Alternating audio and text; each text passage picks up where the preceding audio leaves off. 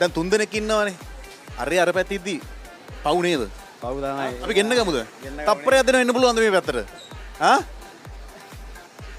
මාර සිස්ටම් තමයි මේ කෙල්ලෝ දන්නේ නේද? ආ? නම මොකද්ද? ලක්ෂි.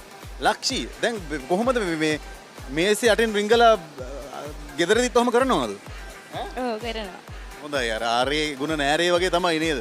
වැඩට ආවත් ගෙදර කරන සෙල්ලක්කාරකම් දඟකාරකම් අඩු වෙන්නේ නැහැ. ඔය දඟ කෙල්ලෙක්ද? ඔව්. මොනවද ගෙදරදී එළියේදී මෙහෙදී කරන දඟ වැඩ? වසයි. ඈ? වසයි.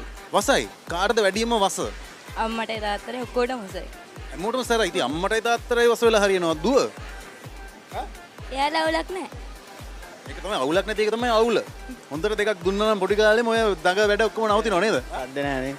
සද්දේ නෑ. ඒක තමයි. හරි.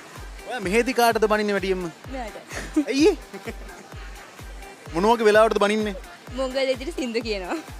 හරි. මං ඔයාලට chance දෙකක් දෙනවා. එකක් ඔය කියන විදිහට සින්දුවක් කියලා පෙන්වන්න ඕනේ. එකක් හරි විදිහට සින්දුවක් කියලා පෙන්වන්න ඕනේ. අපි ඔගේ බාර ගන්නවද? ඒක කියන්නේ නැහැ හොඳ විදියට තමයි කියන්නේ. ඒකටත් hina වෙනවා. ආ?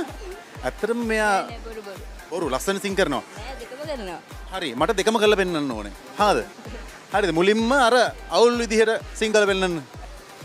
හිරුමැකියයි නීල අහසේ සේද මීදුම් මායි මේ නිමාවියයි මේ වසන්තේ යළිත් නොමයේ කිසි දිනේ ගිනි කඳු පුපුරා ලෝදිය ගලන තරම් රිදුම් දෙයි ආදරේ